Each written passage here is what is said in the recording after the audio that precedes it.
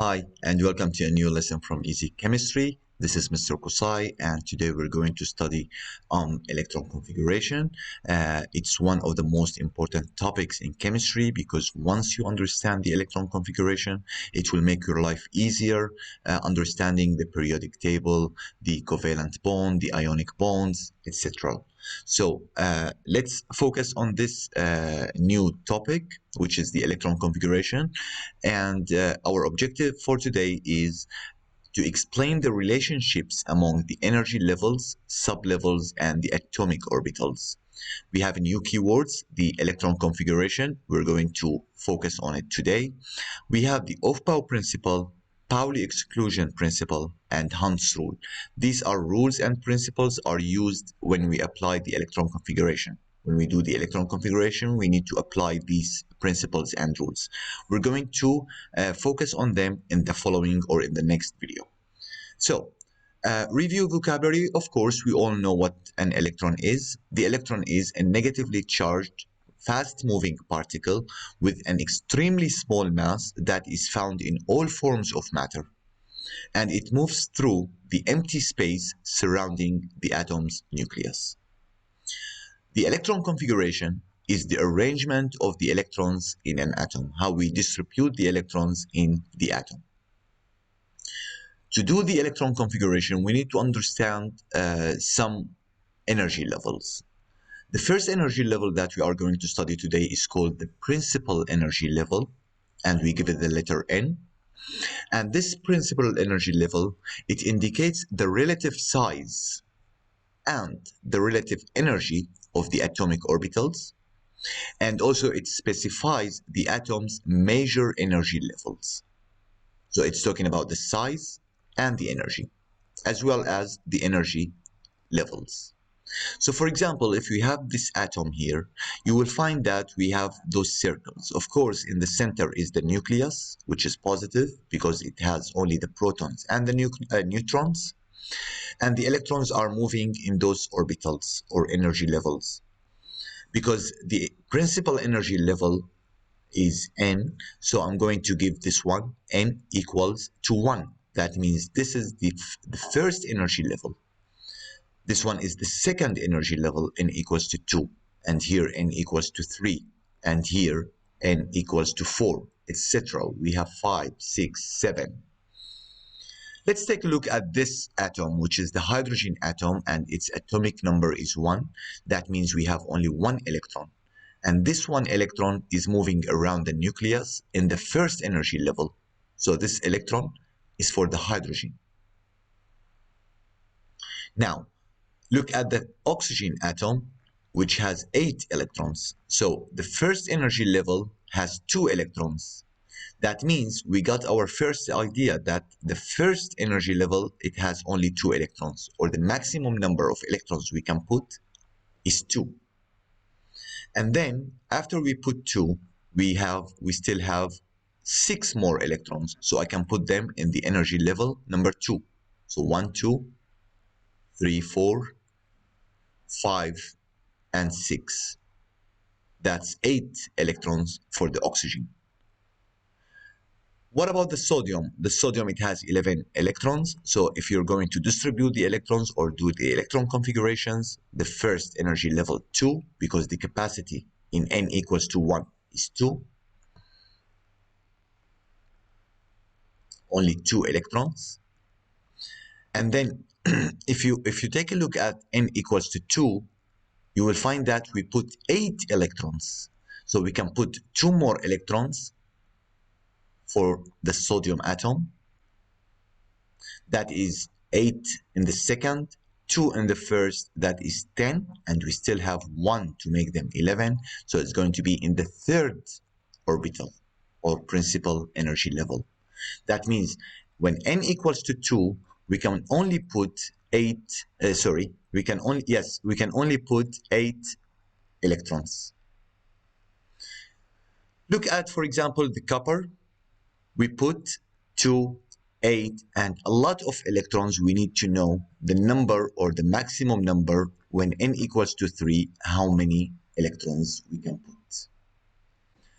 How can we know the number of electrons in each energy level, we need to study something called the energy sublevels. Now, each energy level, principal level, this one, it has sublevels. It depends on its number. So for example, n equals to 1, we have only one sublevel. Imagine that we have a wire, and this wire, it has inside it some wires. So when n equals to 1, we have only one sublevel. When n equals to 2, we have two sublevels. 3, we have three sublevels. And when n equals to 4, we have four sublevels. How about when n equals to 5, for example?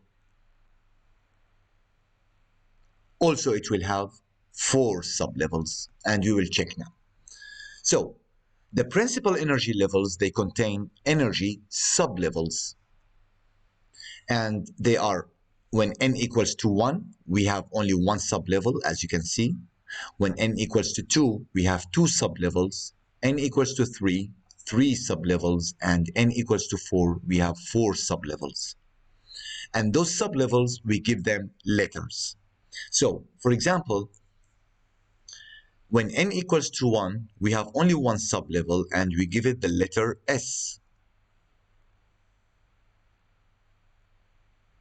So always the beginning sublevel of any energy level is going to be S. When n equals to 2, we have S, the first one. And then the second one, it's P.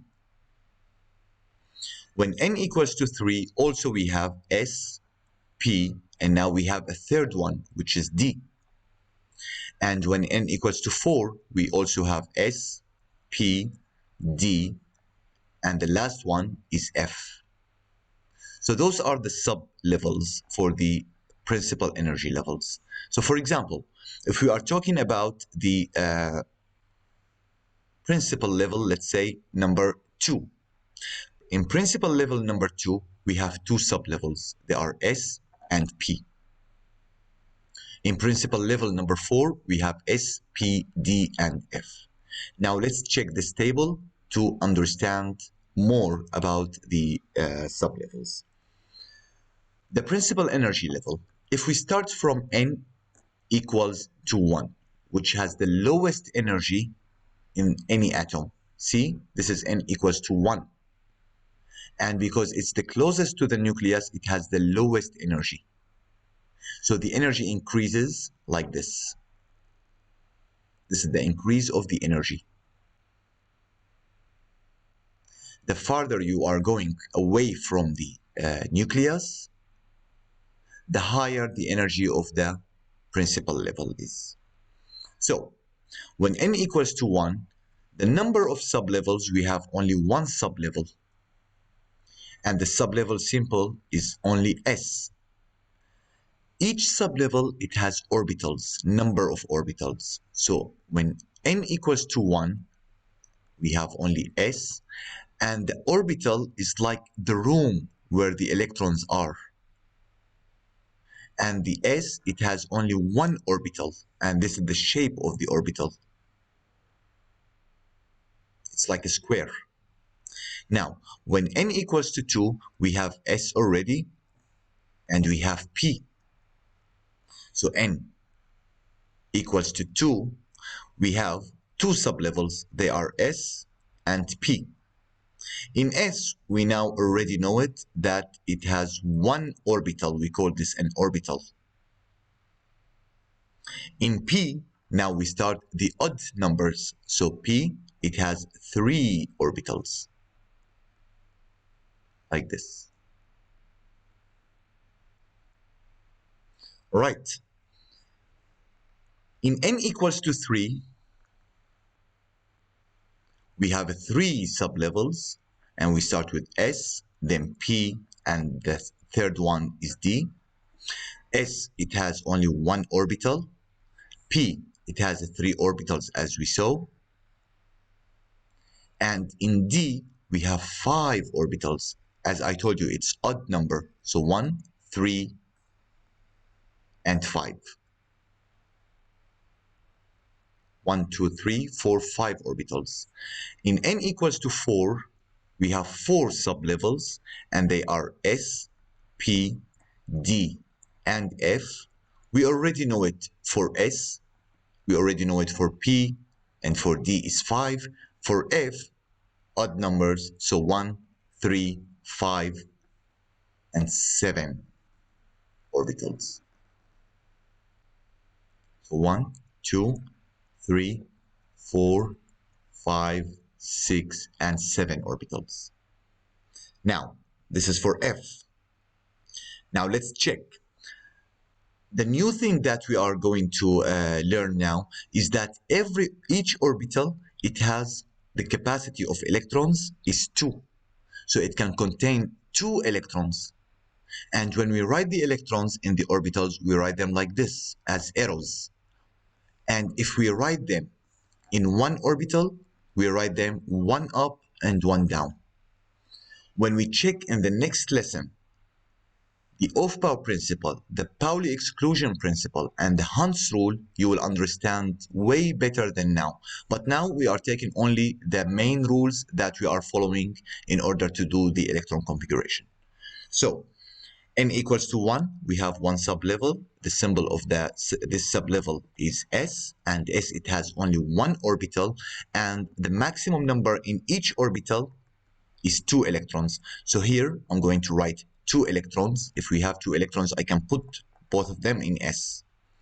And the number of electrons in each sublevel, 2 electrons in S. Now in n equals to 2, we have 2 sublevels, S, and the maximum number I can put 2. So here 2 electrons for S. What about P? In P I have 3 orbitals. Each orbital we can put 2 electrons. But how can we put them? When we check, when we study the Hund's rule, you're going to understand better how we distribute the electrons in the orbitals. But for now, I want you guys to keep in mind that when you put the electrons, you put them singles in each orbital and then double. But when you double them, you need to put the arrow opposite, upside down. So in P here, if I have 3 orbitals, each orbital has 2 electrons, so 3 multiplied by 2 is 6 electrons. I can put in P 6 electrons. I'm going to put them 1 up, 2 in the second orbital, 3, and then 4, 5, and 6. So the total number of P sublevel is 6 electrons. Now n equals to 1, we have only one sublevel, which is S, with one orbital, 2 electrons. So the total number of electrons in the principal level is only 2 when n equals to 1.